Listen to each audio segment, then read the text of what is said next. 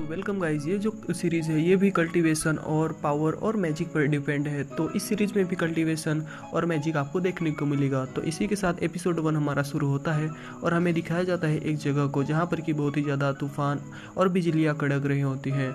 और फिर हमारा सीन शिफ्ट होता है और हमें एक विलेज का सीन दिखाया जाता है और उस विलेज के बीचों बीच हमें दिखाया जाता है एक टावर को, जिसके कि ऊपर से एक रोशनी निकल रही होती है और वो पूरे विलेज में फैल रही होती है, जिससे कि उस विलेज के ऊपर जो बिजलियाँ और तूफान हैं वो अटैक नहीं कर रहे होते। इसी के साथ हमें दिखाया जाता है एक बिजली को जो कि कड़कती है और हमें दिखाया जाता है एक बूढ़े आदमी और उसकी पोती को। उस बिजली को देखकर उसकी जो पोती होती है वो बहुत ही ज़्यादा डर जाती है और अपने ग्रैंडपा से कहती है कि ग्रैंडपा मुझे डर लग रहा है। अपनी पोती को इस तरह डरता हुआ देखकर वो जो ओल्ड मैन होता है वो उस लड़की से कहता है कि बेटी तुमको डरने की ज़रूरत नहीं है, क्योंकि जो यहाँ पर लॉर्ड मैजिक गॉड है वो हमारी प्रोटेक्शन करेंगे। लॉर्ड मैजिक गॉड के बारे में सुनकर वो लड़की अपने ग्रैंडपा से पूछती है कि आखिर लॉर्ड मैजिक गॉड कौन है, जिस पर उसके ग्रैंडपा उसको बताते हैं कि वो जो है वो एक लास्ट मैजिशियन है हमारे इस स्ट्रेन कॉन्टिनेंट के, और वो जो हमारे लॉर्ड मैजिक गॉड हैं वो हमारी सिटी के बीचों बीच ब्लू मैजिक टावर में रहते हैं। और फिर वो जो ओल्ड मैन होता है अपनी पोती को इशारा करते हुए दिखाता है उस ब्लू मैजिक टावर को, और वो ओल्ड मैन आगे बताते हुए कहता है कि जब तक यहाँ पर लॉर्ड मैजिक गॉड रहेंगे तब तक हम लोगों को यहाँ पर चिंता करने की ज़रूरत नहीं है, क्योंकि हमें हर मुसीबत से वो हमको बचाएंगे। अपने ग्रैंडपा से मैजिशियंस के बारे में सुनकर वो जो लड़की होती है वो बहुत ही ज़्यादा एक्साइटेड हो जाती है और अपने ग्रैंडपा से पूछते हुए कहती है कि ग्रैंडपा आखिर ये मैजिशियंस क्या होते हैं, जिस पर उसके ग्रैंडपा उसको बताते हैं कि जो मैजिशियंस होते हैं वो बहुत ही ज़्यादा स्ट्रांग होते हैं। ये मैजिशियंस इतने ज़्यादा स्ट्रांग होते हैं कि ये पाताल में जाकर वहाँ के जो डीमंस हैं उनको पूरी तरह से ख़त्म कर सकते हैं और उनकी दुनिया में तबाही मचा सकते हैं।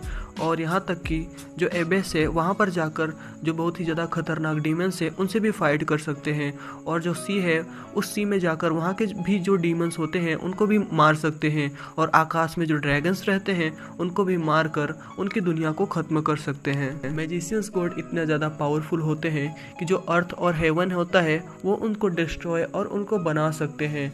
वो जब चाहे वो अर्थ और हेवन को बना सकते हैं या फिर उसको किसी भी टाइम पे डिस्ट्रॉय कर सकते हैं। लेकिन ये हमारे लिए बहुत ही दुख की बात है, क्योंकि जो हमारा पूरा का पूरा स्टील कॉन्टिनेंट है उसमें केवल एक ही मैजिशियंस अब बचा है, जो कि हमारे इस सिटी में हमारे इस सिटी के बीचों बीच ब्लू मैजिक टावर में रहते हैं और हमें प्रोटेक्ट करते हैं।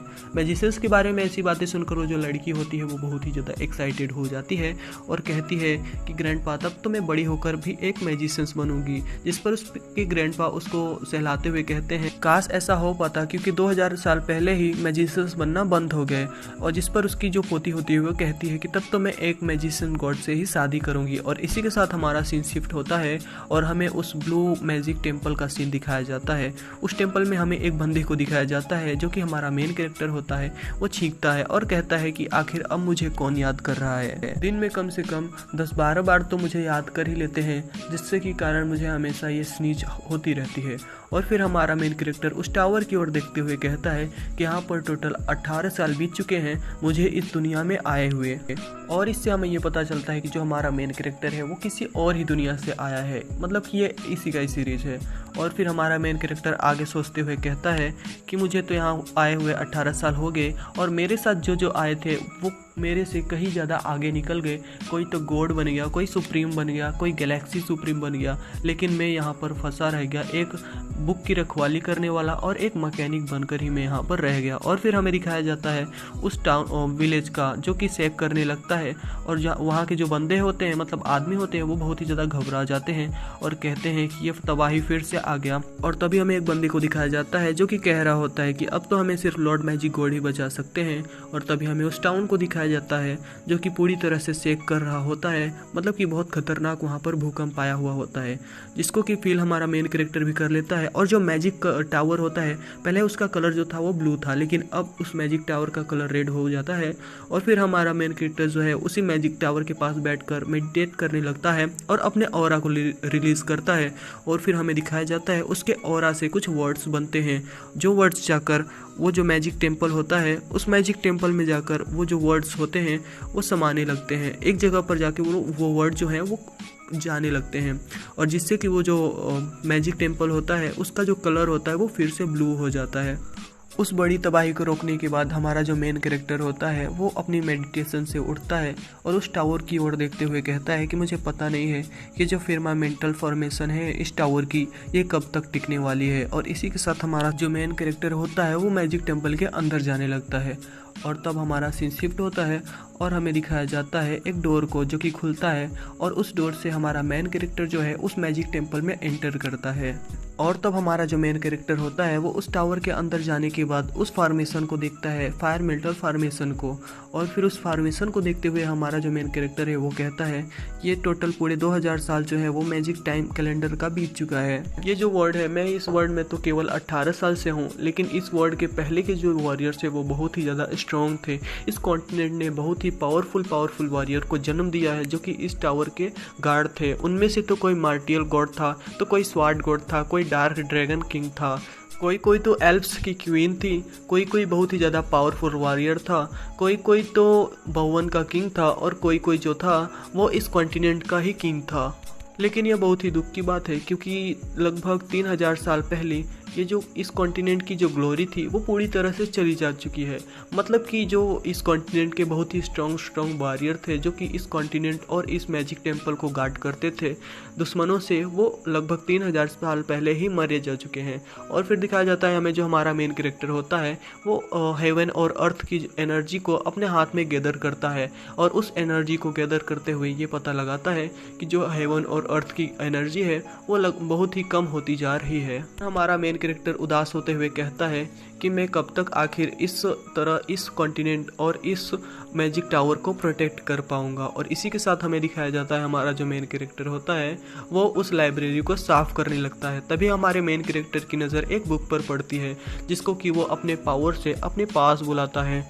और फिर हमें दिखाया जाता है जियांग हान उस बुक की ओर देखते हुए कहता है इस बुक का जो नाम है वो फायर इन द स्काई है और इस बुक के अंदर जो टेक्निक लिखी हुई है वो फॉरबिडन स्पेल लेवल 12 है। और फिर हमारा मेन कैरेक्टर उस बुक की ओर देखते हुए कहता है कि आज तुम्हारी बारी है। और तब हमें पता चलता है कि जो हमारा मेन कैरेक्टर है वो उस बुक के साथ कुछ करने वाला है। इसी के साथ हमें टाउन का सीन दिखाया जाता है और हमें उस टाउन में किसी की आवाज़ सुनाई दी जाती है जो कि कह रहा होता है कि आज की जो तबाही थी वो बहुत ही ज़्यादा भयंकर तबाही होने वाली थी क्योंकि हमारी जो सिटी है वो तो मैजिक टावर से प्रोटेक्टेड है। क्योंकि हमने देखा था कि जो हमारी सिटी थी उसके बाहर कितने ज़्यादा तूफान और बिजलियाँ कड़क रही थी, लेकिन हमारे मैजिक टावर के कारण वो जो सभी थे वो हमारे इस टाउन में आने की हिम्मत नहीं कर रहे थे।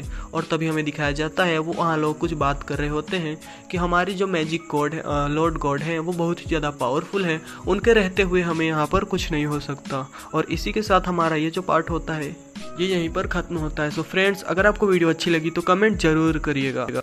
वेलकम गाइस, एपिसोड 2 हमारा वहीं से स्टार्ट होता है जहाँ पर एपिसोड 1 हमारा ख़त्म हुआ था। तो पिछले पार्ट में हमने देखा था कि हमारा जो मेन कैरेक्टर था उसने विलेज की क्लैमिटी को ख़त्म कर दिया था और जो ब्लू मैजिक टावर था वो रेड हो गया था जिसको कि उसने फिर से जो है वो ब्लू कर दिया था, जिसके के बारे में ही वहाँ के लोग बात कर रहे होते हैं। और इसी के साथ हमारा सीन शिफ्ट होता है और हमें कहीं मैजिक टेम्पल में ही एक जगह का सीन दिखाया जाता है और उस गेट के पीछे कोई कह रहा होता है कि ये तो बहुत ही ज़्यादा अच्छा है। और इसी के साथ वो जो गेट होता है वो ओपन होता है और उसमें से जो है हमारा मेन कैरेक्टर बाहर निकलते हुए कहता है कि ये जो बुक था उसका जो पेज था वो बहुत ही ज़्यादा मुलायम था, इस चीज़ को यूज़ करने में मुझे बहुत ही ज़्यादा आरामदायक मिला। और तब हमें पता चलता है कि हमारा जो मेन कैरेक्टर था उसने उस बुक को एक टॉयलेट पेपर की तरह यूज़ किया था। और इसी के साथ हमारा सीन शिफ्ट होता है और हमें मैजिक टेम्पल की छत का सीन दिखाया जाता है जहाँ पर कि हमारा मेन कैरेक्टर आया होता है रात के समय पर चांद को देखने के लिए। आसमान की तरफ देखते हुए हमारा मेन कैरेक्टर कहता है कि इस दुनिया को बचाने के लिए इस दुनिया के जो वॉरियर थे पावरफुल उन्होंने अपना सेक्रीफाइस कर दिया, लेकिन अंत में क्या हुआ, ये सिचुएशन वैसी की वैसी ही है। अभी भी यहाँ बहुत खतरनाक बिजलियाँ और तूफान हैं जो कि इस दुनिया को तबाह करना चाहते हैं। अगर ये ऐसा ही चलता रहा तो ये ज़्यादा देर तक नहीं टिक पाएगा। और तभी हमें दिखाया जाता है आसमान में किसी चीज़ को जिसे देखकर हमारा मेन कैरेक्टर बहुत ही ज़्यादा शॉक हो जाता है। और तब हमें पता चलता है वो और कुछ नहीं, एक बहुत बड़ा फायरबॉल होता है जो कि उस टेम्पल पर गिरता है, जिससे कि हमारा मेन कैरेक्टर के साथ साथ वो जो टेम्पल होता है वहीं पर डिस्ट्रॉय हो जाता है। और इसी के साथ हमारा सीन शिफ्ट होता है। तब हमें एक लेडी की आवाज़ को सुनाई दी जाती है जो कि कह रही होती है येजुआन, और फिर से वो उसी नाम को बुलाते हुए कहती है येजुआन। और तब हमें पता चलता है कि ये जो येजुआन नाम है वो हमारे मेन कैरेक्टर का नाम है, जो कि अपने क्लास में सोया हुआ होता है। और जैसे ही हमारा मेन कैरेक्टर अपनी आंखें खोलता है तभी उस पर एक वाटर बॉल आकर लगता है, जिससे कि वो पूरी तरह से होश में आ जाता है। तब उसकी टीचर कहती है कि तुम्हारी हिम्मत कैसे हुई मेरे क्लास में सोने की, जिसकी ऐसी हालत देखकर उसके जो क्लासमेट होते हैं वो सभी उस पर हंसने लगते हैं। हमारा जो मेन कैरेक्टर होता है वो अपने आप को क्लासरूम में पाकर बहुत ही ज़्यादा शौक हो गया होता है, क्योंकि वो जो था वो पहले ब्लू मैजिक टेम्पल में गार्ड का काम करता था, लेकिन वो अचानक से क्लासरूम में पहुंच गया। इससे वो बहुत ही ज़्यादा शौक हो जाता है और फिर वो अपने आप को चेक करते हुए कहता है कि क्या मैं सपना देख रहा हूँ। फिर वो अपने आप को चींटी करता है, जिससे उसे पता चलता है कि नहीं, ये सपना नहीं है, ये सच में क्लासरूम ही है और ये रियलिटी है। और अब जब हमें पता चल गया है कि हमारे मेन कैरेक्टर का जो नाम है वो येजुआन है, तो अब से हम उसे येजुआन के नाम से ही बुलाएंगे। और तब उसकी टीचर उससे बोलती हैं कि क्या तुम सच में लेटरिन साफ करने की सज़ा पाना चाहते हो, जो कि तुम हमारी क्लास में सोने की हिम्मत रखते हो। येजुआन अपनी टीचर के हाथ में वाटर बॉल देखकर बहुत ही ज़्यादा शौक हो जाता है और कहता है कि ये तो मैजिक एलिमेंट का वाटर बॉल स्पेल है। तभी उसकी बगल वाली सीट से उसका जो फ्रेंड होता है वो बोलता है, येजुआन क्या तुम सच में इतना ज़्यादा पावरफुल हो गए हो कि तुम्हारी यहाँ तक हिम्मत हो गई कि तुम टीचर यून के क्लास में जो है वो सो रहे हो। लेकिन माय फ्रेंड, मैं तुमको बता दूं कि जो टीचर यून है वो एक ब्लैक मैजिशियन से भी बहुत ही ज़्यादा खतरनाक है। जिसकी बात सुनकर हमारा जो मेन कैरेक्टर होता है वो कहता है टीचर यून कौन है, और फिर वो उसकी बुक की तरफ देखते हुए कहता है कि मैं तो ब्लू मैजिक टेम्पल में था, मैं यहाँ पर कैसे आ सकता हूँ, क्या यह पॉसिबल है। और तब ये जुआन अपनी पास्ट मेमोरी को याद करने लगता है, जहाँ पर कि वो ब्लू मैजिक टेम्पल में झाड़ू पोछा कर रहा था और वो ब्लू मैजिक टेम्पल को जो है वो स्टेबल भी करता है, लेकिन उसके ऊपर एक मेटेरॉइड गिरने से वो यहाँ पर टेलीपोर्ट हो जाता है। और फिर वो अपने आप को सोचते हुए कहता है कि सच में मैं जो है इस वर्ल्ड में आ चुका हूँ और मैं यहाँ पर एक मैजिक एकेडमी का स्टूडेंट हूँ। मैं ये जुआन ये कसम खाता हूँ कि मैं बहुत ही ज़्यादा मेहनत करूँगा और एक दिन एक बहुत बड़ा मैजिशियन बनूंगा जो इस पूरे के पूरे वर्ल्ड को प्रोटेक्ट करेगा। तभी उस पर एक चाक आकर लगती है और फिर ये जुआन की टीचर उस पर गुस्सा होते हुए कहती हैं कि ये जुआन, अगर मैंने तुमको फिर से पाया कि तुम क्लास पर ध्यान नहीं दे रहे हो और मेरे लेक्चर्स को अटेंड नहीं कर रहे हो, तब मैं तुमको फिर से लेटरिन साफ करने की सज़ा दूंगा। और फिर इसी के साथ उसकी जो टीचर होती हैं वो पढ़ाने लगती हैं। तभी हमें दिखाया जाता है उसका जो फ्रेंड होता है वो उससे कहता है कि ये जुआन, क्या तुमको नहीं पता कि जो हमारी टीचर यून है वो हमारे डीन की डायरेक्ट डिसाइबल हैं और वो इतनी ज़्यादा टैलेंटेड है कि वो 21 साल की उम्र में ही मैजिक के 3rd लेवल तक पहुंच गई थी। तुमने उनको नाराज़ करके बहुत ही ज़्यादा गलत काम किया। और तब उन लोगों की टीचर उनसे कहती हैं कि आप लोग फ्यूचर के मैजिशियंस हैं, आप लोगों का फैमिली बैकग्राउंड चाहे कितना ही बड़ा हो, लेकिन आप लोग इस एकेडमी में एक नॉर्मल से स्टूडेंट्स हैं। आप लोग तभी ग्रेजुएट होंगे जब तक कि आप एक बहुत अच्छे मैजिशियंस नहीं बन जाते। और जो आप लोगों के ऊपर आपकी फैमिली है उसकी होप टिकी हुई है, इसलिए आप लोगों को कठिन मेहनत करना चाहिए और एक अच्छा मैजिशियंस बनना चाहिए। क्या आप लोगों को समझ में आया? टीचर की मोटिवेशनल बातें सुनकर वो सभी जोश में आ जाते हैं। और तब हम ये जुआन को देखते हैं जो कि कह रहा होता है मैजिशियंस और नोबल फैमिलीज के बीच का गैप जो होता है वो बहुत बड़ा होता है। टीचर यून का जो ओपिनियन है वो इस तरह है, इस चीज़ से मैं बहुत ज़्यादा सरप्राइज हूँ। और तब ये जुआन की साइड में बैठा हुआ उसका फ्रेंड उससे कहता है कि ये जुआन, क्या तुम सच में बेवकूफ़ हो? टीचर यून जो है हमारी सिटी की टॉप 1 जीनियस है। हमारे डीन के रिक्वेस्ट के कारण और उनके जो पहुंच है वो हमारी टीचर के साथ थोड़ा अच्छा है, इसलिए उन्होंने हमारी टीचर को मनाया ताकि वो यहाँ पढ़ा सके। और तब ये जुआन अपने फ्रेंड की तरफ देखते हुए सोचता है, ये क्या है, ये वही मेरा बेस्ट फ्रेंड चेंग नान है। और ये कहकर वो उसको पकड़ लेता है और कहता है कि तुम आखिरी टाइम से अब तक बहुत ही ज़्यादा बदल गए हो। जिसकी बात सुनकर उसका फ्रेंड कहता है कि ये जुआन, लगता है तुम्हारा दिमाग खराब हो गया है, ये सच में ख़त्म हो चुका। और तब ये जुआन अपने मन में सोचता है कि इस दुनिया में मैजिक गॉड बनना एक ब्रिज की तरह होता है। और तब ये जुआन का फ्रेंड ये जुआन से कहता है कि ये बहुत अजीब है, ये जुआन जो है वो पहले से बहुत ही ज़्यादा अलग लग रहा है। और तब ये जुआन अपने मन में सोचता है कि जैसा कि मैंने हिस्ट्री बुक में पढ़ा है कि इस कॉन्टिनेंट की जो तबाही है वो इसी एरिया से स्टार्ट होगी। और तब ये जुआन अपने फ्रेंड से पूछता है कि क्या तुमको पता है कि इस एरिया में सबसे बहुत बड़ी घटना क्या हुई है? जिस पर उसका फ्रेंड कहता है कि बड़ी घटना। और फिर उसका फ्रेंड अपना सर खुजाने लगता है। और तब ये जुआन अपने मन में सोचता है कि क्या तबाही स्टार्ट हो चुकी है? और तब उसका फ्रेंड उसको बताने लगता है कि मेरी जो रिंग है वो खो गई है, मेरा जो शर्ट है वो भी खो गया है, और इस स्कूल के जो हमारे सीनियर्स हैं उन्होंने हमें बुली भी किया है, तो हमें उस चीज़ का बदला उन लोगों से लेना होगा। अपने फ्रेंड से इस तरह की बड़ी घटना सुनकर हमारा मेन कैरेक्टर मुस्कुरा रहा होता है। और फिर उसका फ्रेंड आगे बताते हुए कहता है कि ये जियान, मुझे माफ़ करना, और जिस पर मेरा क्रश था आज सुबह सुबह ही मैंने उसको एक लव लेटर भी भेजा है। हमारा मेन कैरेक्टर उसको पीटते हुए कहता है कि कैसी बकवास कर रहे हो। उन लोगों को इस तरह करता देखकर उसकी जो टीचर होती है वो बहुत ही ज़्यादा गुस्सा हो जाती हैं और ये जुआन से पूछती है, ये जुआन, इस कॉन्टिनेंट में कितने टाइप के मैजिक एलिमेंट एग्जिस्ट करते हैं? अगर तुमने इस क्वेश्चन का आंसर नहीं दिया तो तुम आज इस क्लास को छोड़कर नहीं जा पाओगे। और तभी उसके जो क्लासमेट होते हैं वो उस पर हंसने लगते हैं और एक लड़का कहता है कि मैम, ये जुआन जो है वो बहुत ही बड़ा लूज़र है, ये इस क्वेश्चन का आंसर नहीं कर पाएगा। तभी दूसरा कहता है कि मैम, इसको तो कुछ नहीं पता, ये तो क्लास में बस सोता रहता है।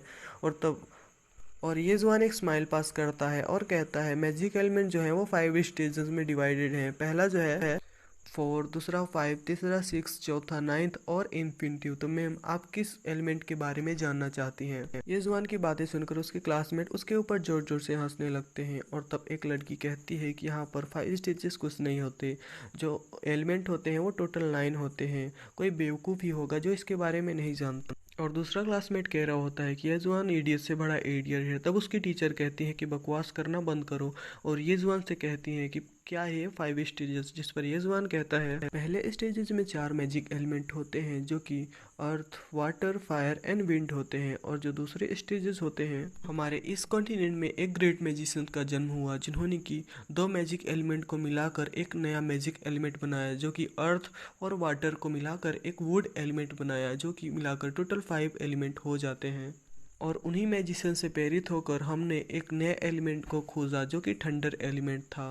और जो 9th स्टेज है उसमें लाइट और डार्कनेस भी आ गया। और हम ये कह सकते हैं कि जो हमारा करंट मैजिक स्टेज है उसमें टोटल 9th मैजिक एलिमेंट है जो कि हमारा 5000 साल पहले ही स्टार्ट हो जा चुका है और अब तक चल रहा है, जो कि earth, water, fire, wind, ice, thunder, light और डार्कनेस और पॉइजन है। और अभी 4 और नए मैजिक एलिमेंट को खोजा जा चुका है और जिस पर रिसर्च चालू है, लेकिन हम उसको यूज़ नहीं कर सकते, जो कि है life, space, time and black magic. और फ्यूचर में और इसी तरह भी हो सकते हैं। ये जुआन की बातें सुनकर उसके क्लास के सभी बच्चे बात करने लगते हैं और तब एक लड़की उस ये जुआन की बातें सुनकर कहती है कि हाँ, मैंने भी एक बुक में पढ़ा था, लेकिन ये जुआन को ये सभी कैसे पता? ये जुआन क्लास में हमेशा शांत रहता है और वो टीचर के लेक्चर को भी अच्छे से नहीं अटेंड करता। तभी उसके बगल वाला लड़का खड़ा होते हुए कहता है कि मैम, ये जुआन जो है वो बहुत बड़ा लूज़र है, इसने जो सब कुछ कहा वो सभी गलत है। तभी उसकी मैम उस पर गुस्सा होते हुए कहती है कि तुम बैठ जाओ, ये जुआन ने जो कुछ भी कहा है वो सब सही है, क्योंकि जो हमारा ये मैजिक एलिमेंट सिस्टम है वो टोटल 5 पार्टों में डिवाइडेड है, जो कि पहला होता है 4, दूसरा होता है 5, तीसरा होता है 6 और चौथा होता है 9। और अभी और भी ज़्यादा खोजे जाने बाकी हैं। और हमारा जो करेक्ट मैजिक सिस्टम है वो 5000 साल पहले ही स्टार्ट हो जा चुका है, इसलिए आप सभी लोगों को इस बारे में ज़्यादा नहीं पता। आप लोगों को तो सिर्फ 9 मैजिक एलिमेंट के बारे में पढ़ाया गया है। और तब उसकी मैम अपने मन में सोचते हुए कहती हैं कि ये जुआन ने जो कुछ भी कहा वो सब तो सही है, लेकिन इतनी ज़्यादा जानकारी को जानने के लिए बहुत ढेर सारी एंशियंट बुक को पढ़ना पड़ेगा, तभी जाकर आप इतनी ढेर सारी जानकारियों को जान पाएंगे। और तब ये जुआन की मैम ये जुआन से कहती हैं कि हिस्ट्री की इतनी ढेर सारी बुक पढ़ लेने से और हिस्ट्री की इतनी नॉलेज जान लेने से इसका मतलब ये नहीं है कि तुमको इस क्लास के लेक्चर अटेंड करने की ज़रूरत नहीं है। अगर तुम सच में एक मैजिशियन बनना चाहते हो तो तुम्हें इस क्लास की लेक्चर को अटेंड करना ज़रूरी है। जुआन, तुम्हें मुझे फायर एलिमेंट का बेस फ्लोट बनाकर दिखाना होगा। अगर तुम इस चीज़ में सक्सेसफुल हो जाते हो तो तुम्हें इस क्लास के लेक्चर अटेंड करने की ज़रूरत नहीं है। और अगर तुम ऐसा नहीं कर पाओगे तो इस क्लास के बावजूद भी तुम्हें आधे दिन तक इस क्लास में बिताना पड़ेगा। अपने टीचर की बातें सुनकर उसके जो क्लासमेट होते हैं वो उस पर हंसने लगते हैं और कहते हैं कि ये लूज़र तो यही चीज़ डिज़र्व करता है। Guardian of magic temple episode 3 हमारा वहीं से स्टार्ट होता है जहां पर एपिसोड 2 हमारा ख़त्म हुआ था। तो पिछले पार्ट में हमने देखा था कि ये जुआन के टीचर ने ये जुआन से पूछा था कि ये जुआन मैजिक एलिमेंट कितने टाइप के होते हैं। तब ये जुआन ने अपने टीचर को बताया था कि ये जो मैजिक एलिमेंट होते हैं उनको 5 स्टेजेस में बांटा गया है। तब ये जुआन ने उन 5 स्टेजेस को भी बताया था, जिसकी बात सुनकर उसकी टीचर बहुत ही ज़्यादा शौक हो जाती हैं और कहती हैं कि इसने जो कहा वो तो सही है, लेकिन इसको इसके बारे में कैसे पता चला, क्योंकि इस नॉलेज को इस एकेडमी में नहीं पढ़ाया जाता। इसको जानने के लिए इसको बहुत ढेर सारी एंशिएंट बुक को पढ़ना पड़ेगा। और तब उसकी टीचर येजुआन से कहती है कि येजुआन, अगर तुम सच में एक अच्छा मैजिशियन बनना चाहते हो तो तुम्हें सिर्फ एंशिएंट बुक पढ़ के और नॉलेज हासिल करके तुम एक अच्छा मैजिशियन नहीं बन सकते। तुमको एक अच्छा मैजिशियन बनने के लिए तुम्हें प्रैक्टिकल्स को भी करना पड़ेगा। और तब उसकी टीचर ने कहा था कि तुमको फायर मैजिक का बेस फ्लोट बनाना है। अगर तुम उसको बनाने में सक्सेसफुली हो जाते हो तुमको लेक्चर अटेंड करने की ज़रूरत नहीं है, और अगर तुम उसको बनाने में फेल हो जाते हो तो तुमको इस क्लास के बावजूद भी आधे दिन तक इस क्लास में रुकना पड़ेगा। अपनी टीचर की बातें सुनकर येजुआन अपने टीचर को कोई जवाब नहीं देता और वहीं खड़ा रहता है। लेकिन तभी उसके जो क्लासमेट होते हैं वो आपस में फुसफुसाने लगते हैं कि येजुआन जैसा लूज़र ये यही डिज़र्व करता है। और तब कोई दूसरा बोलता है कि ये तो क्लास में हमेशा सोता ही रहता है तो ये क्या ही जानेगा। और तब येजुआन को इस तरह शांत देकर उसकी जो टीचर होती हैं कहती हैं कि अगर जब तुम इस चीज़ को नहीं कर सकते तो तुम्हें आधे दिन तक इसी क्लास में रुकना होगा। और तब तुमको पता चलेगा कि तुम्हारी जो टीचर हैं वो तुम्हारी भलाई के लिए ही तुम्हारे साथ ऐसा कर रही हैं। तब येजुआन अपने मन में सोचता है कि फायर एलिमेंट का बेस फ्लूट, इसको यूज़ करके कोई भी एक खतरनाक पॉइजन बनाया जा सकता है। इसको तो मैं अपनी आंखें बंद करके भी बना सकता हूँ। और तब येजुआन अपनी सीट से उठकर आगे की तरफ बोर्ड की तरफ जाने लगता है, जिसको कि देखकर सभी बच्चे बात करने लगते हैं कि येजुआन क्या पागल हो चुका है कि जो अभी से इस चीज़ की प्रिपरेशन कर रहा है। तभी येजुआन जो है वो एक टेबल के पास आता है जहाँ पर कि एल्केमी के इंस्ट्रूमेंट रखे हुए होते हैं। और तब येजुआन फायर एलिमेंट की तरफ देखता है और फिर अपने टीचर की ओर देखते हुए अपने टीचर से कहता है कि टीचर, फायर एलिमेंट का बेस फ्लूट ये बहुत ही आसान केमिकल एक्सपेरिमेंट है, इसको कि मैं बहुत ही आसानी से कर सकता हूँ। और फिर येजुआन उस फायर एलिमेंट को हवा में उड़ाते हुए और कहता है कि फायर एलिमेंट के बेस फ्लूट को बनाने के लिए मुझे फायर एलिमेंट के एक यूनिट को निकालना पड़ेगा। और ये कहकर हमें दिखाया जाता है येजुआन अपनी शार्प नाइफ स्किल का यूज़ करते हुए उस फायर एलिमेंट को पीस पीस में कट कर उसके एक यूनिट को निकाल लेता है और एक टेस्ट ट्यूब में उसको रख लेता है। उस फायर एलिमेंट को टेस्ट ट्यूब में रखने के बाद येजुआन उसको जोर जोर से हिलाकर उसको लिक्विड फॉर्म में ला देता है, जिसको कि देखकर उसकी जो टीचर होती हैं वो बहुत ही ज़्यादा शौक हो रही होती हैं। और फिर येजुआन कहता है कि नेक्स्ट प्रोसेस करने की बारी आ गई। और फिर बर्निंग लैम्प पर उसको उस लिक्विड को वो टगा देता है जिससे कि वो हीट हो सके। और फिर येजुआन उस पर कोई दूसरा केमिकल डालता है जिसके के कारण वो जो होता है उसमें आग लग जाती है। सब लोग उसको देखकर शॉक इसलिए हो रहे होते हैं क्योंकि येजुआन जो था अपनी क्लास का एकदम लूजर बैक बेंचर लड़का था, लेकिन वो ये सब कर पा रहा था। इससे देखकर सब लोग बहुत ही ज़्यादा शौक हो रहे होते हैं। और हमें तो पता है कि येजुआन जो था वो बहुत ही मतलब मैजिक टेम्पल का एक गार्डियन था, मतलब कि वो बहुत ही ज़्यादा इंटेलिजेंट, नॉलेजेबल और स्मार्ट लड़का था, जो कि पता नहीं कैसे टाइम रिवर्स होने के कारण अपने 3000 पहले की लाइफ में आ चुका था, जो कि कुछ ऐसा था। और फिर उसने फायर एलिमेंट के बेस लिक्विड को तैयार कर दिया था, जिसको कि टीचर देख के बहुत ही ज़्यादा शौक हो गई होती है क्योंकि वो जो लिक्विड था एकदम परफेक्ट था। येजुआन इतना ज़्यादा टैलेंटेड है कि इतने ज़्यादा हार्ड काम को वो इतनी जल्दी कर पाया और सबसे बेस्ट तरीके से कर पाया और इतना अच्छा बेस्ट लिक्विड तैयार किया है। फिर उसकी टीचर अपने क्लास में पूछती है कि येजुआन कहाँ गया। तब उसका फ्रेंड बताता है कि येजुआन तो अभी अभी बाहर चला गया, जिस पर उसकी टीचर उस पर गुस्सा होते हुए कहती है कि उसकी हिम्मत कैसे हुई मेरी क्लास को छोड़कर बाहर जाने की। तब उसका फ्रेंड टीचर से कहता है कि टीचर, आपने ही तो कहा था कि अगर वो फायर एलिमेंट के बेस लिक्विड को तैयार कर पाएगा तो वो क्लास छोड़कर जा सकता है। जिस पर उसकी टीचर गुस्सा करते हुए कहती है कि मैंने इसे कब कहा, किसी ने इसको सुना? तब उसके सारे स्टूडेंट्स कहने लगते हैं टीचर मैंने तो ये नहीं सुना। और तब टीचर अपने स्टूडेंट्स से कहती है कि येजुआन ने आज क्लास को स्किप किया है, इसलिए येजुआन से कह देना कि वो मुझसे ऑफिस रूम में आकर मिले। अगर वो ऐसा नहीं करेगा तो मैं उसे फेल कर दूंगी और फिर अपने आप से पढ़ाई करो। और फिर ये जो उसकी टीचर होती हैं वो येजुआन का बनाया हुआ लिक्विड लेकर अपने साथ चली जाती हैं। उनकी टीचर के वहाँ से जाते ही येजुआन के जो क्लासमेट होते हैं वो आपस में बात करने लगते हैं कि येजुआन ने आज ये कैसे कर पाया, येजुआन तो एक लूजर है। तभी हमें दिखाया जाता है एक लड़के को जो कि दूसरे लड़के से कह रहा होता है कि येजुआन ने ऐसा कैसे कर पाया। तब दूसरा लड़का कहता है कि मुझे नहीं पता। तब दूसरा वाला उससे पूछता है कि क्या येजुआन बहुत ही ज़्यादा जीनियस है। वो दूसरा वाला लड़का उसको पीटते हुए कहता है कि तुम कैसी बकवास कर रहे हो, येजुआन तो एक लूजर है, वो जीनियस कैसे हो सकता है। उसने कुछ हिस्ट्री बुक्स को पढ़ लिया है इसलिए उसे थोड़ा सा नॉलेज हो गई है, लेकिन इसका मतलब ये नहीं है कि वो हम लोगों की तरह इतना ज़्यादा जीनियस है।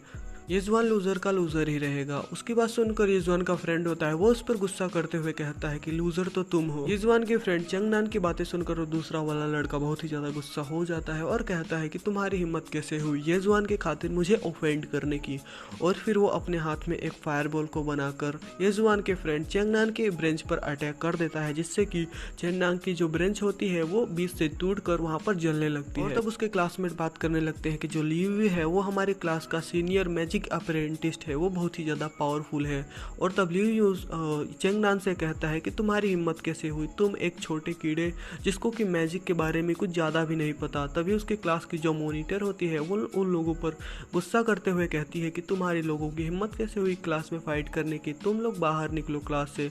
और इसी के साथ हमारा सीन शिफ्ट होता है और हमें येजुआन का सीन दिखाया जाता है जो कि कहीं पर रोड पर चल रहा होता है। तब चलते हुए येजुआन अपने मन में सोचता है कि फायर एलिमेंट के बेस फ्लोट को बनाने के लिए मुझे बहुत ही ज़्यादा हार्ड वर्क करना पड़ा, ये सब इसलिए क्योंकि जो मेरी बॉडी है वो बहुत ही ज़्यादा वीक है और इसी कारण से मैं अभी तक जूनियर अप्रेंटिस्ट पर ही हूँ। और तब येजुआन ग्रेट मैजिशियंस के बारे में सोचते हुए बताता है कि जो ग्रेट मैजिशियंस है उसको बनने के लिए कुछ स्टेजेस हैं जो कि 3 पार्ट में डिवाइडेड है। पहला जो होता है वो बिगनर, दूसरा इंटरमीडिएट और तीसरा एडवांस होता है। और जो एडवांस मैजिक अप्रेंटिस लेवल पर पहुंच जाता है उसे junior magic apprentice first rank match के नाम से भी बुलाया जाता है। और मेरी इसिथ एकेडमी के ग्रेजुएशंस के रूल बहुत ही ज़्यादा स्ट्रिक्ट हैं। अगर आप जब तक एक जूनियर मैजिशियन नहीं बन जाते तब तक आप इस एकेडमी से ग्रेजुएट नहीं हो पाएंगे। और फिर येजुआन आगे सोचते हुए बताता है कि डार्क टर्मोइल वाली जो क्लाइमिटी है वो स्टार्ट होने वाली है। लगभग इसी एरिया से डार्क टर्मोइल वाली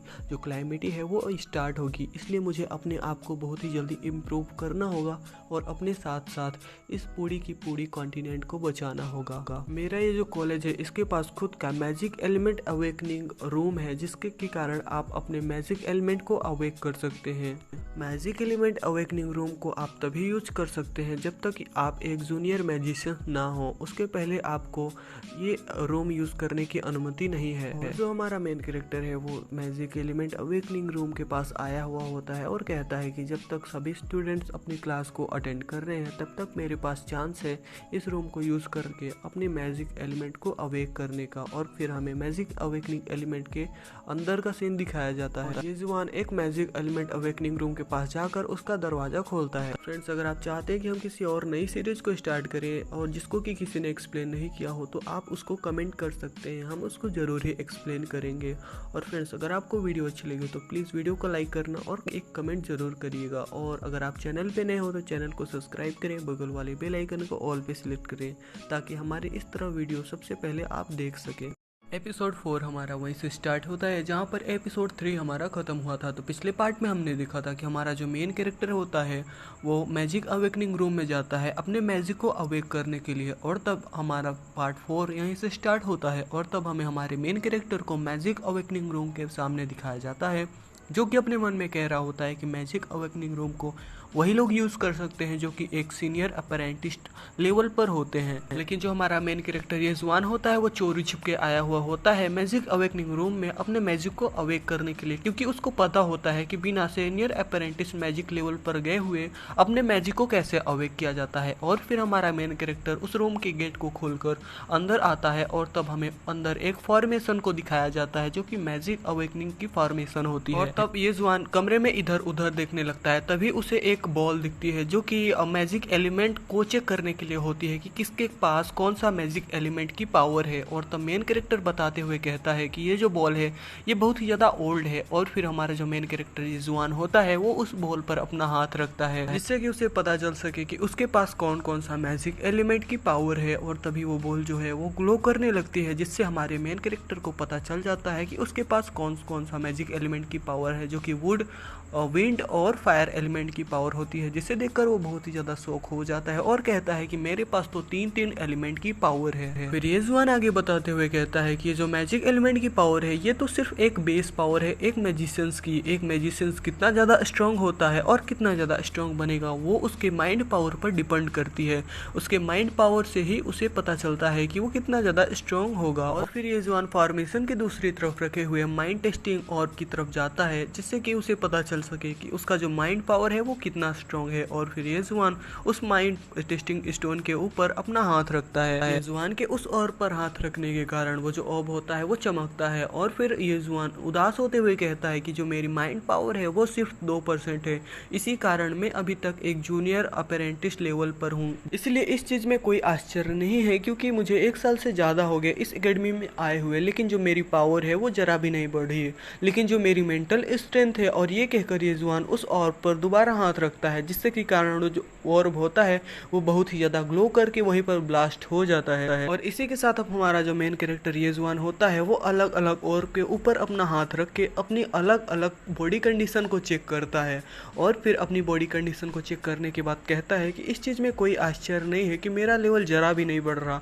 क्योंकि इस बॉडी की जो कंडीशन है वो बहुत ही ज़्यादा ख़राब है, इतनी ख़राब है कि मैं ज़िंदा कैसे हूँ ये मुझे समझ में नहीं आ रहा। और ये सब इसलिए क्योंकि जो मेरा कंट्रोल है मेरी मैजिक पावर पर वो बहुत ही ज़्यादा कम है।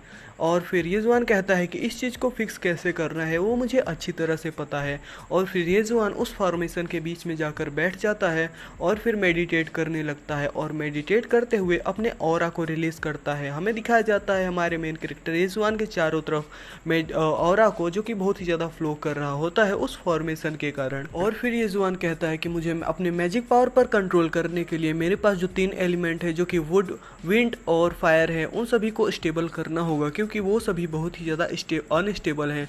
और फिर हमें दिखाया जाता है ये जुआन के इनर माइंड फायर, वुड और विंड एलिमेंट को, जिसको कि ये जुआन स्टेबल करने लगता है। और तब हमें दिखाया जाता है ये जुआन का जो फायर, वुड और विंड एलिमेंट होता है वो एक एक करके स्टेबल होने लगता है। सबसे पहले वो वुड एलिमेंट को स्टेबल करता है, फिर उसके बाद विंड एलिमेंट को स्टेबल करता है और फिर आखिरी में फायर एलिमेंट को स्टेबल करता है। सभी एलिमेंट के स्टेबल हो जाने पर ये जुआन अपनी आंखें खोलता है और कहता है कि अब मेरा मैजिक पर जो कंट्रोल है वो बहुत ही अच्छा हो चुका है और मेरा एलिमेंट स्टेबल होने के कारण मेरी जो बॉडी है वो बहुत ही ज़्यादा अच्छी फील हो रही है। और फिर ये जुआन अपनी शर्ट हटाकर दिखाता है जिसके कि चेस्ट पर कोई सिंबल बना होता है जो कि मैजिक एलिमेंट का मैजिक सोर्स होता है। और फिर ये जुआन कहता है कि इस मैजिक एलिमेंट के मैजिक सोर्स को बस स्टेबल होने के लिए थोड़ा सा ही टाइम चाहिए, थोड़े टाइम के बाद में ये अपने आप स्टेबल हो जाएगा, जिसके कि कारण मेरी जो मैजिक में कंट्रोलिंग है वो बहुत ही ज़्यादा अच्छी हो जाएगी। और ये जुआन कहता है कि जो मेरा मैजिक सोर्स है वो तो फॉर्म हो चुका है, मुझे इसको स्टेबल अभी करना चाहिए।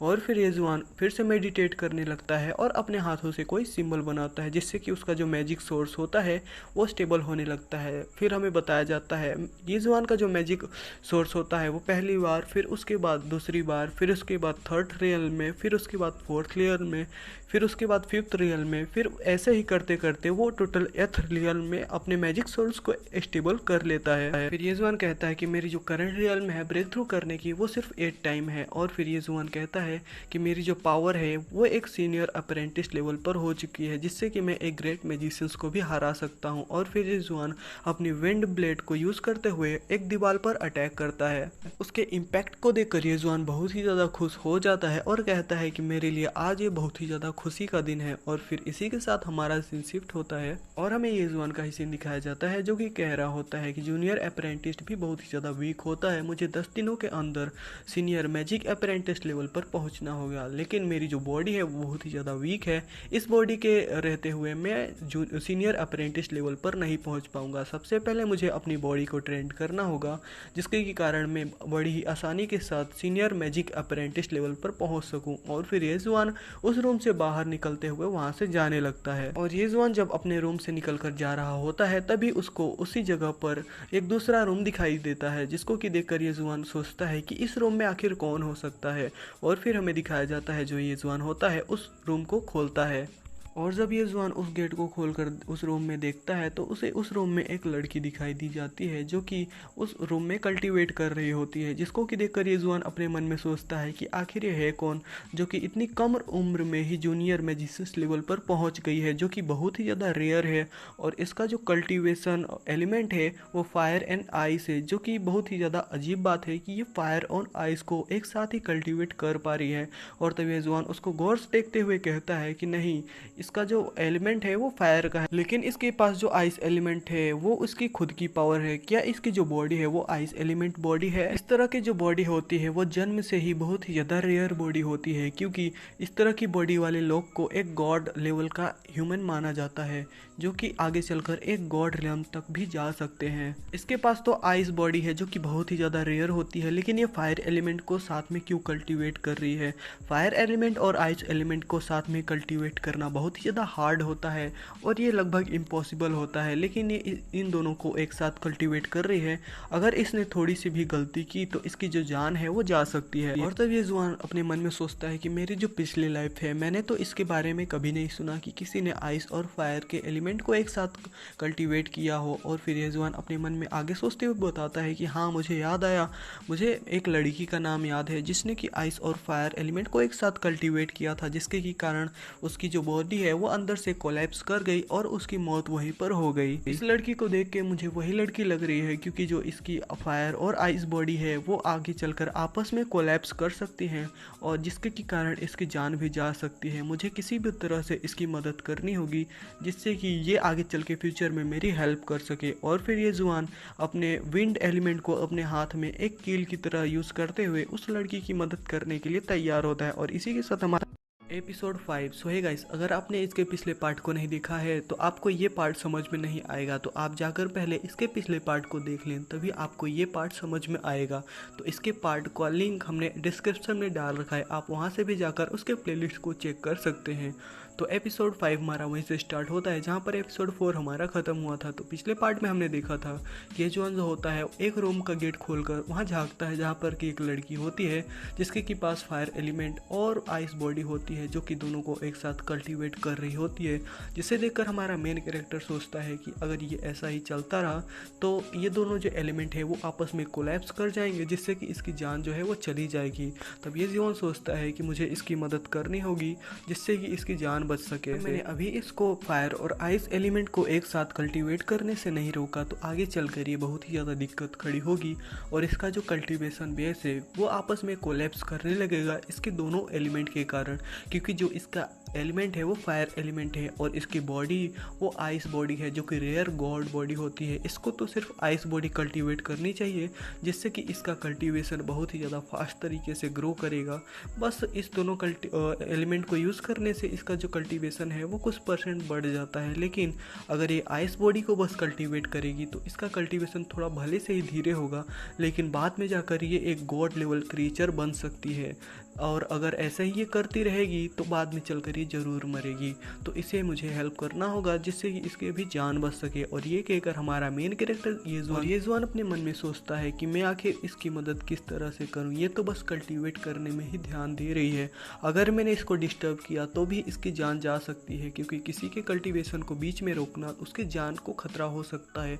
तभी हमें दिखाया जाता है येजुआन अपने वाटर एलिमेंट का यूज़ करते हुए उस लड़की पर अटैक करता है। तो गाइस, मैंने पिछले पार्ट में बोला था कि वो विंड एलिमेंट का यूज़ करता है, लेकिन नहीं, उसने वाटर एलिमेंट का यूज़ करके उसके कल्टीवेशन को वहीं पर रोक देता है, जिसके कारण वो लड़की अपने कल्टीवेशन को छोड़कर हमारे येजुआन के बोलती है कि आखिर गेट के पीछे कौन है। तब येजुआन बाहर निकलते हुए उसको हेलो करता है, जिसको कि देखकर वो बहुत ही ज़्यादा गुस्सा हो जाती है और अपने हाथ में फायर बॉल बनाकर येजुआन की तरफ अटैक कर देती है। जिसके अटैक को डिफेंड करने के लिए येजुआन अपने विंड ब्लेड का यूज़ करता है और येजुआन उसके अटैक को फाइनली डिफेंड कर पाता है।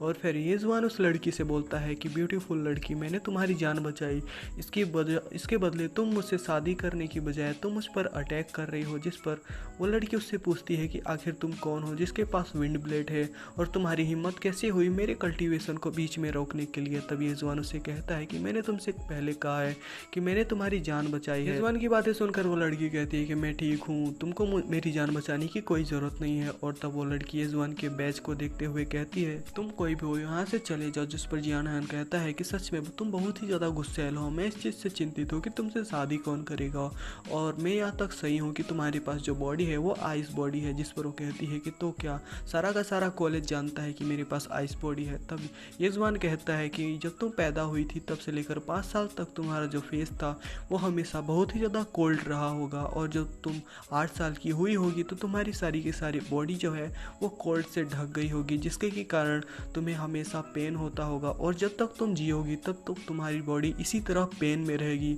और तुम फायर एलिमेंट को एब्जॉर्ब करके अपने पेन को दूर करती हो। क्या मैंने जो सभी अभी अभी कहा वो क्या गलत है? जिसकी बात सुनकर वो जो लड़की होती है वो बहुत ही ज़्यादा शौक हो जाती है क्योंकि ये जुआन को ये सभी कैसे पता चला।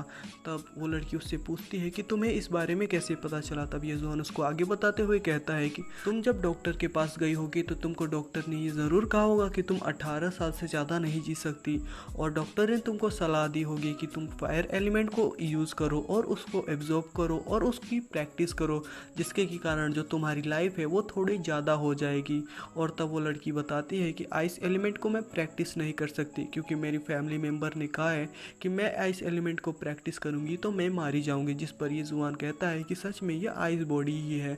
और फिर हमें थोड़ी देर बाद का सीन दिखाया जाता है जहाँ पर कि वो लड़की और हमारा मेन कैरेक्टर ये जुआन बात कर रहे होते हैं। और तब ये जुआन उस लड़की से कहता है कि तुम जूनियर मैजिक अप्रेंटिस से सीनियर मैजिक अप्रेंटिस में ब्रेक थ्रू करने के लिए इतनी जल्दीबाजी कर रही हो। क्या तुमको नहीं पता कि जो तुम्हारी आइस मैजिक पावर की ब्रीथ है वो बहुत ही ज़्यादा स्ट्रॉन्ग हो जाएगी जिससे कि तुम्हारी जान वो जल्दी से ही चली जाएगी। जिसकी बात सुनकर वो जो लड़की होती है वो बहुत ज़्यादा दुखी हो जाती है और कहती है कि मैं हमेशा बैड लक के साथ ही पैदा हुई और मेरे साथ हमेशा बैड लक ही हुआ और मैं अपनी प्रैक्टिस को बढ़ाकर सीनियर अप्रेंटिस मैजिशियन बनना चाहती थी जिससे कि कारण मेरे पेरेंट्स जो है वो खुश हो जाए। और ये कहते कहते वो लड़की रो रही होती है और ये जुआन का थैंक यू करते हुए कहती है कि तुम अब यहाँ से जा सकते हो। और तब ये जुआन उससे कहता है कि तुम्हारी आइस बॉडी के साथ कोई भी गलत नहीं है, लेकिन जो तुम मेथड यूज़ कर रही हो कल्टीवेट करने के लिए वो मेथड गलत है। तुम्हारी आइस बॉडी जो है एकदम परफेक्ट है। इस बॉडी की खासियत ये है कि इस बॉडी में पेन बहुत ज़्यादा होता है, लेकिन अगर तुम एक राइट मेथड को यूज़ करोगी तो तुम्हारी बॉडी स्टेबल हो जाएगी और तुम्हारा कल्टीवेशन भी बहुत तेज़ी के साथ ग्रो करेगा। जिस पर वो लड़की अपने आंसू पूछते हुए ये जुआन से कहती है कि क्या तुम सच में कह रही हो, लेकिन ये पॉसिबल कैसे है क्योंकि जो हमारे डॉक्टर है उन्होंने कहा था कि आइस मैजिक को सप्रेस करने के लिए मुझे फायर एलिमेंट को प्रैक्टिस करनी होगी। लड़की की बात सुनकर ये जुआन कहता है कि मैं लड़कियों के साथ झूठ नहीं बोलता, तुम्हारी जो प्रॉब्लम है वो तुम्हारे लिए बड़ी होगी लेकिन मैं इस चीज़ को बड़ी ही आसानी के साथ फिक्स कर सकता हूँ। और फिर ये जुआन एक टेबल के पास आता है और एक पेपर में कोई फार्मूला लिखने लगता है जिसको कि कल्टीवेट करके वो जो लड़की होती है वो अपने आइस बॉडी को स्टेबल कर पाएगी। और तब वो लड़की खड़े होकर ये जुआन के पास जाती है और तब ये जुआन अपना प्रेस्क्रिप्शन लिखने के बाद उस लड़की को अपना प्रेस्क्रिप्शन देते हुए कहता है मेरे पास तुम्हारी आइस बॉडी को स्टेबल करने के लिए एक प्रिस्क्रिप्शन है जिसके के कारण तुम्हारी आइस बॉडी स्टेबल हो जाएगी, लेकिन तुमको उसके लिए फायर एलिमेंट को और भी ज़्यादा कल्टीवेट नहीं करना होगा और अपने आइस बॉडी को कल्टीवेट करना होगा जिसके साथ तुम बोर्न हुई हो। और तब ये जुआन का जो प्रिस्क्रिप्शन होता है वो लड़की ले लेती है और तब ये जुआन उसको आगे बताते हुए कहता है कि तुम अपने आइस मैजिक को सप्रेस करने के लिए फायर व्हील का भी यूज़ करती थी, लेकिन उस सब को यूज़ करना छोड़ दो। मैं 100% श्योर हूँ कि मैंने जिस तरह तुम्हें कहा है अगर तुम उस चीज़ को फॉलो करोगी तो तुम्हें 3 दिन के अंदर डिफरेंस देखने को मिलेगा जिससे कि तुम्हें बहुत ही ज़्यादा रिलीफ होगा। और तब ये जुआन उस रूम से बाहर निकलते हुए उसके गेट को बंद कर देता है और तब वो लड़की अपने मन में सोचती है कि आखिर इसे मेरे बीमारी के बारे में और मेरे क्योर के बारे में कैसे पता चला। और तब हमारा सीन शिफ्ट होता है और हमें एकेडमी में कहीं का सीन दिखाया जाता है जहाँ पर कि ये जुआन जा रहा होता है। तभी पीछे से उसका फ्रेंड चेंगनान उसको आवाज़ देता है और कहता है कि ये जुआन तुम कहाँ थे इतनी देर। और तब ये जुआन कहता है कि मैं मैजिक अप्रेंटिस बनने के लिए एक जगह को खोज रहा था, जिस पर उसका फ्रेंड शॉक होते हुए उसको ऊपर से नीचे तक देखता है और कहता है कि मैजिक अप्रेंटिस और खड़ा होते हुए कहता है कि ये जुआन सच में तुमने इतना अच्छा जोक कहाँ से सीखा। जिस पर ये जुआन कहता है कि तुमको ये जोक लग रहा है और तुम मुझे यहाँ क्यों ढूंढ रहे हो। जिस पर उसका फ्रेंड कहता है कि ये जुआन तुमने टीचर यून को ऑफेंड कर दिया है इसलिए टीचर यून ने तुमको अपने ऑफिस में बुलाया है। इस पर ये जुआन कहता है कि इतने छोटे मैटर के लिए तुम मुझे परेशान कर रहे हो। और तब ये जुआन वहाँ से जाने लगता है। तब उसका फ्रेंड चेंगनान उसको पीछे से आवाज़ देते हुए कहता है कि ये जुआन तुम पहले ऐसे स्टूडेंट्स हो जो कि 2 साल पढ़ाई करने के बाद भी अभी तक जूनियर अप्रेंटिस पर ही है, इसलिए मुझे लगता है कि तुम इस कॉलेज से एक्सपेल होने वाले इस ईयर के पहले स्टूडेंट्स होगे। और तभी हमें दिखाया जाता है वहाँ पर कोई आ जाता है जो कि लियू यू होता है। और तब लियू यू चेंगनान से कहता है कि चेंगनान मैंने एक्सपेक्ट नहीं किया था कि तुम हमारे टीचर यून के मैसेज को इतनी अच्छी तरीके से डिलीवर करोगे। और तभी ये जुआन लियू यू से पूछता है कि लियू यू तुम यहाँ क्यों आए हो, तुम्हें क्या चाहिए। और तब लियू यू ये जुआन से कहता है कि ये जुआन तुम्हारी हिम्मत कैसे हुई मेरी गर्लफ्रेंड को लव लेटर भेजने के लिए। तब उसका चेला कहता है कि बॉस क्या मैं इसको मारूं। तभी उसकी जो गर्लफ्रेंड होती है वो आते हुए ये जुआन का लेटर फेंक देती है जो कि ये जुआन ने नहीं उसके फ्रेंड चेंगनान ने इसको भेजा हुआ था। और तब लियू यू की गर्लफ्रेंड उसको कहती है कि ये जुआन, तुम जैसा लूजर जो कि अभी जूनियर अप्रेंटिस लेवल पर है, तुम्हारी हिम्मत कैसी हुई मुझे लव लेटर भेजने की, तुम तो बहुत बेवकूफ हो। यहाँ तक कि अगर मैं अंधी भी होती तो मैं तुम्हारे लव लेटर को कभी भी एक्सेप्ट नहीं करती और तुम्हारी गर्लफ्रेंड कभी भी नहीं बनती। तुम्हारे जैसा इंसान, तुम्हारी हिम्मत कैसे हुई मुझे लव लेटर भेजने के लिए। और तब ये जुआन उस लव लेटर को उठाता है और लियू यू से कहता है कि लगता है कि तुम्हें गलत फहमी हुई है। और तब लियू यू कहता है कि कैसी गलत फहमी, क्या ये एक लव लेटर नहीं है? इस तरह के लेटर को देखकर एक अंधा आदमी ही कहेगा कि ये लव लेटर नहीं है। और तब ये जुआन उससे कहता है कि तुमको मिसअंडरस्टैंडिंग हुई है, मेरे कहना का मतलब है ये लव लेटर मैंने तुम्हारे पास नहीं सेंड किया था, ये तो किसी गलत आदमी के पास चला गया है। और तुमने एक बात सही कही है कि मैं तुम्हारे लायक नहीं हूँ, क्योंकि मैं ये जुआन जो है वो बहुत ही ज़्यादा एक्स्ट्रा ऑर्डिनरी है और तुम जैसी लड़की मेरे लायक तो हो ही नहीं सकती। और इसी के साथ हमारा ये पार्ट यहीं पर खत्म होता है। Guardian of magic temple episode 6 हमारा वहीं से स्टार्ट होता है जहां पर एपिसोड 5 हमारा ख़त्म हुआ था। तो पिछले पार्ट में हमने देखा था कि हमारे मेन कैरेक्टर को कुछ लोग आकर रोकते हैं और वो लोग बोल रहे होते हैं कि तुमने हमारी गर्लफ्रेंड को लव लेटर दिया है, जिस पर हमारा मेन कैरेक्टर कहता है कि इस चीज़ के लिए तुम मेरे लायक नहीं हो, इसलिए तुम ऐसा सोचो भी मत कि मैंने तुम्हें लव लेटर दिया। जिस पर वो लड़की गुस्सा होती हुई कहती है कि तुम्हारे कहने का मतलब क्या है कि मैं तुम्हारे लायक नहीं हूँ। इस एकेडमी के सारे लड़के मेरे पीछे पड़े हुए हैं और मेरे ही बारे में हमेशा सोचते हैं और वो मौका ढूंढते हैं कि कब मैं उनकी गर्लफ्रेंड बन जाऊं। और तब हमारा मेन कैरेक्टर जो है वो उस लड़की पर ध्यान नहीं दे रहा होता और फिर वो तो किसी और को ढूंढ रहा होता है। और तभी हमें दिखाया जाता है वो क्लास मॉनिटर को ढूंढता है और वो अपने क्लास मॉनिटर के पास जाने लगता है और अपने क्लास मॉनिटर के पास जाकर वो जो लव लेटर होता है वो अपने क्लास मॉनिटर को देते हुए कहता है कि एक्चुअली में ये जो लव लेटर है वो मैंने तुम्हारे लिए प्रिपेयर किया था और ये मैं लव लेटर तुम्हें देने वाला था, लेकिन ये गलत हाथों में लग गया। तभी वहाँ खड़े लड़के बात करने लगते हैं कि यजवान की हिम्मत कितनी ज़्यादा बढ़ गई है। और फिर हमें दिखाया जाता है क्लास मॉनिटर को जो कि यजवान के ऊपर गुस्सा होते हुए कहती है कि तुम्हारी हिम्मत कैसी हुई। तब यजवान उसको इम्प्रेस करने लगता है, इम्प्रेस करते हुए उसको एक पोएम सुनाता है और कहता है कि तुम्हारे जैसी ब्यूटीफुल लेडी तो मैंने इस पूरे वर्ल्ड में नहीं देखी। और फिर अपना लेटर उसको फाइनली उसको इम्प्रेस करके दे देता है, जिस पर कि वो क्लास मॉनिटर भी उसका लेटर एक्सेप्ट कर लेती है। और फिर हमारा मेन कैरेक्टर उसको बाय करके वहाँ से चला जाता है और तभी वहाँ खड़े सभी लड़के बात करने लगते हैं कि आखिर ये कैसे पॉसिबल है कि उसका जो लेटर है वो हमारी क्लास मॉनिटर ने एक्सेप्ट कर लिया। यजवान को वहाँ से ऐसा जाता देखकर लियू उसके ऊपर बहुत ही ज़्यादा गुस्सा हो जाती है और उसको कहती है यजवान तुम्हारी हिम्मत कैसे हुई मुझे हेमिलेट करने की। और फिर वो अपने बॉयफ्रेंड से कहती है कि डार्लिंग तुमने देखा ना इसने मुझे किस तरह हेमिलेट किया, तुम्हें मेरा बदला लेना होगा। और तब जो उसका बॉयफ्रेंड होता है वो अपने हाथ में एनर्जी रिलीज करके हमारे यजवान के ऊपर अटैक कर देता है, लेकिन जो उसका अटैक होता है हमारा मेन कैरेक्टर बड़ी ही आसानी के साथ उसके अटैक को डॉज कर लेता है और डॉज करने के साथ ही उसको एक जोरदार किक मारता है जिससे कि वो दूर जाकर गिरता है। और तभी उस आदमी के चेले वहां पर आ जाते हैं ये कहते हुए कि तुम्हारी हिम्मत कैसे हुई हमारे बिग बॉस को हर्ट करने की। और ये कहकर वो हमारे मेन कैरेक्टर के ऊपर अटैक कर देते हैं, जिसके कि अटैक को हमारा मेन कैरेक्टर बड़ी ही आराम से डॉज कर लेता है और फिर उनसे फाइट करते हुए उनको एक किक मार के दूर करता है और फिर अपनी एनर्जी रिलीज करके उन लोगों को एक जोरदार पंच मारता है, जिससे कि वो सभी एकदम शांत हो जाते हैं। और जो दूसरा वाला होता है जिसको यजवान ने पंच मारा होता है उसकी हालत तो पतली हो जाती है। और तभी लियू का बॉयफ्रेंड पीछे से आ जाता है और कहता है कि यजवान भले ही तुमने आज कोई भी ड्रग्स लिया हो जिससे कि तुम्हारा पावर लेवल बढ़ गया हो, लेकिन मेरे पास जो है नेचर फायर है जो कि बहुत ही ज़्यादा स्ट्रांग होती है, एक फिनिक्स के फायर्स की जितनी ज़्यादा स्ट्रांग होती है, इसलिए आज तुम लकी नहीं होने वाले, आज मैं जलाकर तुमको राख कर दूंगा। तभी उसका जो फ्रेंड चेंगनान होता है वो उस फायर को देखकर बहुत ही ज़्यादा डर जाता है और अपने फ्रेंड के आगे आ जाता है और अपने वुड एलिमेंट का यूज़ करते हुए उसके फायर को ब्लॉक करने की कोशिश करता है, लेकिन चेंगनान का जो वुड एलिमेंट होता है वो उस फायर से डिस्ट्रॉय हो जाता है और वो फायर वहीं पर नहीं रुकती, उन लोगों के ऊपर आगे अटैक करने के लिए बढ़ती है, जिस पर चेंगनान तो डर जाता है, लेकिन हमारा मेन कैरेक्टर यजवान उसको अपने हाथ से रोककर उसको वहीं पर क्रश कर देता है, जिससे कि लियू का बॉयफ्रेंड बहुत ही ज़्यादा शॉक हो जाता है।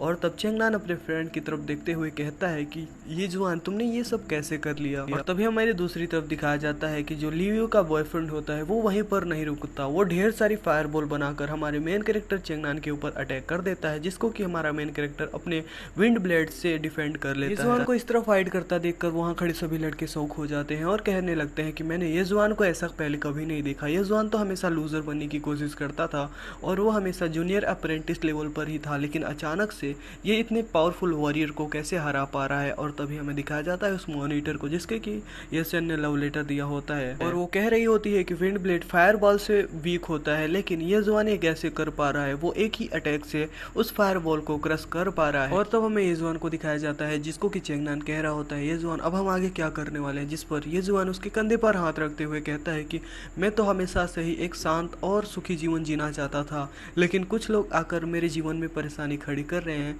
और वो मरना चाहते हैं, तो इस चीज में मैं कुछ भी नहीं कर सकता। और फिर अपना हाथ आगे बढ़ाते हुए वो कहता है कि चलो आ जाओ, जल्दी करो, मेरे पास इतना टाइम नहीं है। येजुआन की बातें सुनकर लियू का बॉयफ्रेंड बहुत ही ज्यादा गुस्सा हो जाता है और कहता है येजुआन मैंने तुमको अंडर एस्टिमेट किया क्योंकि तुम्हारा पावर लेवल है वो जूनियर अप्रेंटिस लेवल पर है, लेकिन मेरा जो पावर लेवल है वो सीनियर अप्रेंटिस लेवल पर है, लेकिन आज तुम मरने वाले हो। और ये कहकर वो अपनी फायरबॉल बनाने लगता है। तभी हमें दिखाया जाता है हमारे मेन कैरेक्टर के साइडो स्टेप को, जो कि एकदम साइडो की तरफ वहां से भागते हुए एक ब्रिक उठाकर लियू के बॉयफ्रेंड के ऊपर अटैक कर देता है और एक ब्रिक में ही उसका काम तमाम कर देता है। और फिर उस ब्रिक को हवा में उछालते हुए कहता है कि ये मैटर नहीं करता कि तुम कितना ज्यादा पावरफुल हो, एक ब्रिक में ही तुम्हारा काम तमाम हो सकता है। अपने बॉस को इस तरह पिटता देखकर उसके जो चेले होते हैं वो हमारे मेन कैरेक्टर के ऊपर अटैक कर देते हैं, लेकिन जो हमारा मेन कैरेक्टर होता है एलिमेंट का यूज करता है जिससे कि जमीन से दो बड़े बड़े पत्थर निकलते हैं और उन दोनों की गोटियों पर जाके लगते हैं, जिससे कि उन दोनों की गोटियां जो है वो फूट जाती हैं और गोटियों फूटने का दर्द उन लोगों को बर्दाश्त नहीं होता। आप लोगों को तो पता ही है कि गोटियों फूटने का दर्द क्या होता है। और फिर हमारा मेन कैरेक्टर जो है वो उन लोगों को बाय करके वहाँ से चला जाता है। हमारे मेन कैरेक्टर के वहाँ से चले जाने के बाद हमारा सीन शिफ्ट होता है और हमें क्लास मॉनिटर का सीन दिखाया जाता है, जो कि हमारे मेन कैरेक्टर का दिया हुआ लव लेटर वो हाथ में लिए होती है और उसको देखते हुए कहती है कि क्या ये वही येजुआन है जो कि पहले बहुत ही ज़्यादा लूजर हुआ करता था और उसको क्लास से कोई मतलब नहीं था और ना ही उसको कल्टीवेशन से कोई मतलब हुआ करता था, लेकिन ये अचानक से इतना ज़्यादा स्मार्ट और इतना ज़्यादा पावरफुल कैसे बन गया। और फिर हमारे मेन कैरेक्टर का अटैक हुए याद करते हुए कहती है कि उसने जो अर्थ एलिमेंट का यूज़ करते हुए जो टेक्निक यूज़ की थी वो बहुत ही ज़्यादा स्ट्रॉन्ग थी, यहाँ तक कि मैं भी क्लास मॉनिटर हूँ और मैं भी उसको अच्छी तरह से परफॉर्म नहीं कर पाऊंगी। और वो उन लोगों के बारे में सोचती है जो कि अभी अभी पीटे हैं, उन लोगों के बारे में सोचती है कि हमें इन लोगों को एडमिट करना होगा जल्दी से जल्दी, क्योंकि इन लोगों की जो हालत है वो काफ़ी ख़राब है। और तब हमें येजुआन का सीन दिखाया जाता है, साथ में चेंगनान भी होता है और चेंगनान येजुआन से पूछता है कि येजुआन मुझे तो पता ही नहीं चला कि तुमने जूनियर अप्रेंटिस लेवल से सीनियर अप्रेंटिस लेवल पर ब्रेक थ्रू कब किया। चेंगनान के क्वेश्चन पर येजुआन कोई जवाब नहीं देता, जिस पर चेंगनान कहता है कि तुमको नहीं बताना है तो मत बताओ। और फिर चेंगनान उससे आगे पूछता है कि तुमने आखिर विंड ब्लेड से उस फायरबॉल को कैसे डिस्ट्रॉय किया, क्योंकि वो जो फायरबॉल है बहुत ज़्यादा स्ट्रॉन्ग थी, लेकिन विंड ब्लेड भी बहुत ही ज़्यादा स्ट्रॉन्ग लग रही थी। जिस पर हमारा मेन कैरेक्टर चेंगनान को बताता है कि ये बहुत ही ज़्यादा ईजी था, तुम किसी भी एरोडायनेमिक का यूज़ करके इस चीज़ को कर सकते हो और अपने अटैक को बहुत ही ज़्यादा पावरफुल बना सकते हो। तब चेंगनान कहता है कि एरोडायनेमिक क्या होता है, क्या ये किसी टाइप का मैजिक आर्ट होता है। और वो लोग ऐसे ही नॉर्मली बात करते हुए जा रहे होते हैं, लेकिन तभी येजुआन रुकता है और छत की तरफ देखने लगता है, जिसको कि देखकर चेंगनान उससे पूछता है कि येजुआन क्या हुआ, तुम उस छत की तरफ क्यों देख रहे हो। जिस पर येजुआन उसको जवाब देते हुए कहता है कि कुछ नहीं, चलो आगे चलते हैं। और ये कहकर वो दोनों वहाँ से जाने लगते हैं और तभी हमारा सीन शिफ्ट होता है और हमें उसी छत पर दिखाया जाता है जहाँ पर कि हमारा मेन कैरेक्टर येजुआन देख रहा होता है। और सच में वहाँ पर दो बंदे होते हैं जो कि वहाँ पर छुपे होते हैं और तब उनमें से एक बंदा कहता है कि लगता है कि हम लोग पकड़े गए, उस बच्चे ने हम लोगों को देख लिया। जिस पर दूसरा कहता है कि ये कैसे पॉसिबल है, एक जूनियर मैजिक अप्रेंटिस हम लोगों को कैसे पकड़ सकता है। और तब दूसरा वाला कहता है कि हाँ शायद से मैंने कोई मिस्टेक किया होगा, क्योंकि वो जो लड़का था वो बस जूनियर मैजिक अप्रेंटिस लेवल पर था, उसके पास इतना पावर नहीं है कि वो हम लोगों को सेंस कर सके। और तब दूसरा वाला कहता है कि हमारे लॉर्ड ने हम लोगों को ऑर्डर किया है कि हमको किसी भी तरह से इस एकेडमी पर नज़र बनाए रखनी होगी और कुछ भी गलत नहीं होना देना चाहिए, क्योंकि जो हमारा प्लान है ये बहुत ही ज़्यादा इम्पोर्टेंट है, हमें इस प्लान को सक्सेसफुल करना होगा और यहाँ फेलियर का तो कोई चांस ही नहीं बनता। और इसी के साथ हमारा सीन शिफ्ट होता है और हमें किसी स्ट्रीट में हमारे मेन कैरेक्टर येजुआन को दिखाया जाता है, कह रहा होता है celestial soul grass stars and life and water. ये जो सभी एलेक्सर थे ये सभी बॉडी को रिफाइन करने के लिए थे, जिससे कि आपकी जो पावर लेवल है वो बहुत ही ज़्यादा स्पीड से बढ़ेगी।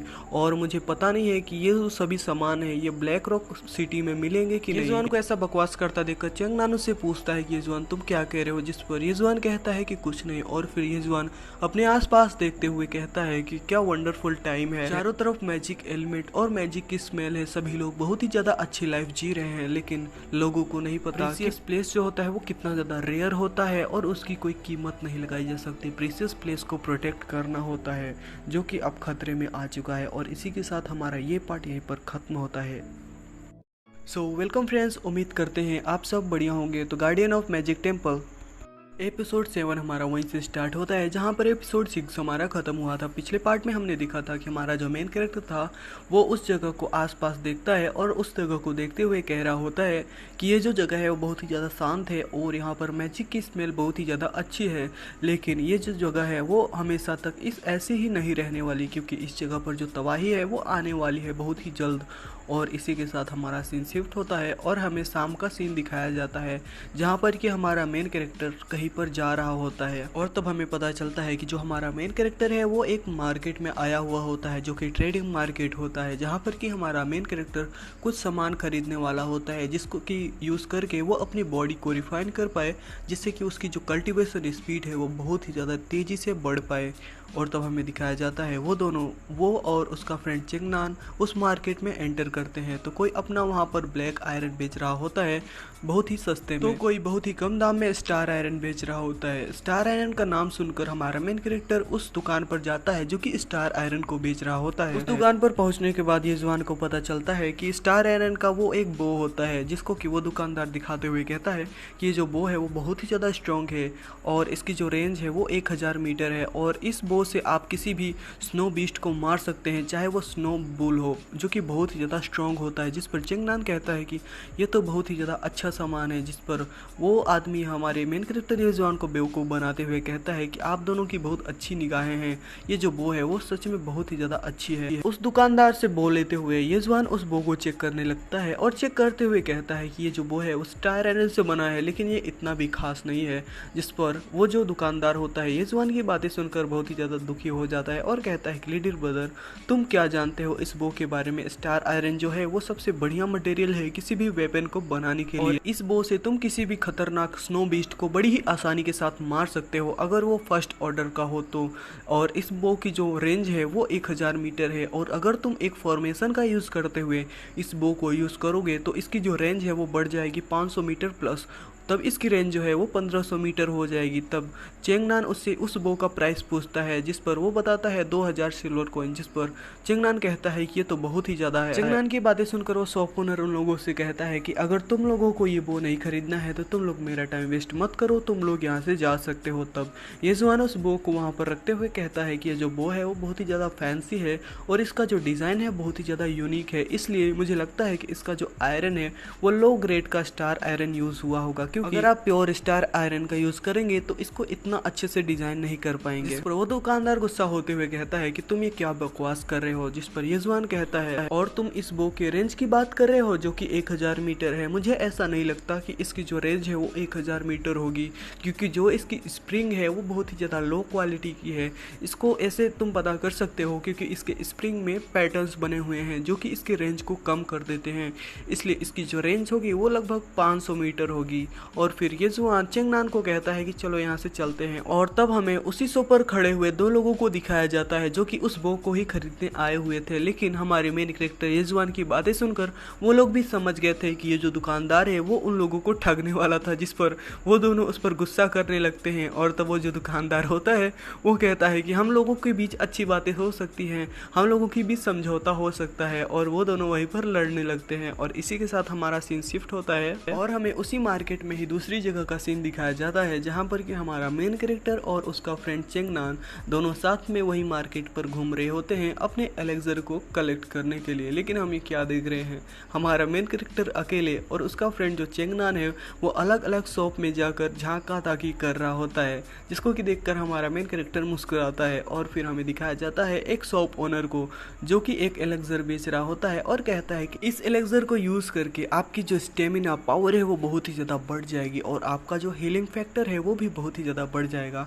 और ये एलेक्सर आपको रात को बहुत ज़्यादा काम आने वाला है, जिस पर हमारा मेन कैरेक्टर और चेंगनान वो दोनों हंसने लगते हैं और फिर वो दोनों आगे जाने लगते हैं और कहते हैं कि इस एलेक्सर को हम लोग अभी यूज़ नहीं कर सकते हैं क्योंकि हमारे लोगों की शादी ही नहीं हुई। और फिर हमारा सीन शिफ्ट होता है और हमें एक दूसरे शॉप ओनर को दिखाया जाता है जो कि कुछ हर्ब्स को बेच रहा होता है। तब हमारा मेन कैरेक्टर उस शॉप ओनर के पास जाते हुए कहता है कि इस हर्ब का कितना कीमत है, जिस पर वो जो शॉप ओनर होता है वो कहता है कि 2 सिल्वर कॉइन, जिस पर हमारा मेन कैरेक्टर शॉक हो जाता है और उस चीज को देखने लगता है जो कि एक लेजेंडरी ब्रोकली होती है। और तभी येजुआन की नजर साइड में रखे हुए स्टार सेंट पर जाती है और तब वो उसका प्राइस पूछते हुए कहता है कि ये कितना का है।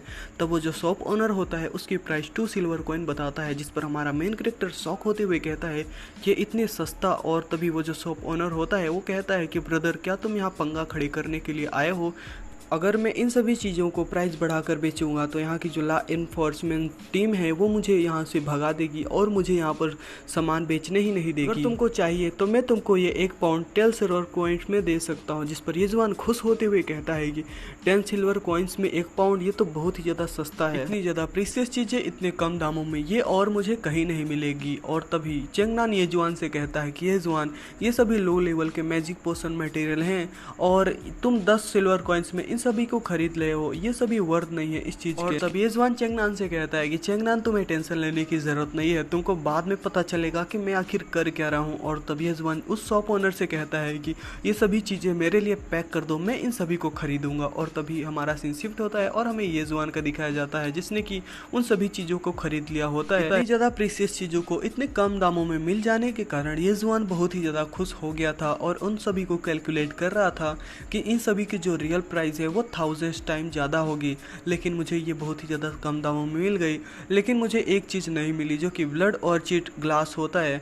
और तभी उसको साइड वाले शॉप में ब्लड ऑर्चिड ग्लास दिखता है, जिसके के पास जाते हुए येजुआन उस शॉप ओनर से पूछता है कि बॉस, ये जो ब्लड ऑर्चिड ग्लास है वो मुझे आप कितने में देंगे? जिस पर वो जो शॉप ओनर होता है वो कहता है कि 50 सिल्वर कॉइन्स में। जिस पर येजुआन उस शॉप ओनर से कहता है कि बॉस, तुम सभी लोगों को ठग रहे हो, क्योंकि ये जो चीज़ है वो एक स्नेक्स बीस्ट से आता है जो कि फर्स्ट रैंक का स्नेक बीस्ट होता है, जिसको कि मारने में बहुत ही ज़्यादा आसान होता है। और इस तरह के बीस्ट आप दिन भर में 10 मार सकते हैं अगर आप एक लो लेवल के मैजिक अप्रेंटिस्ट हो। इसलिए इस चीज़ के लिए मैं तुम्हें सिर्फ 20 सिल्वर कॉइन पे करूंगा। जिस पर वो शॉप ओनर येजुआन के ऊपर गुस्सा होते हुए कहता है कि तुम कैसी बकवास कर रहे हो, स्नेक मारने में तो ईजी होता है, मैं उसे बड़ी आसानी से ही मार सकता हूँ, लेकिन उस चीज़ को ढूंढना बहुत ही ज़्यादा हार्ड होता है, वो जल्दी मिलते नहीं हैं।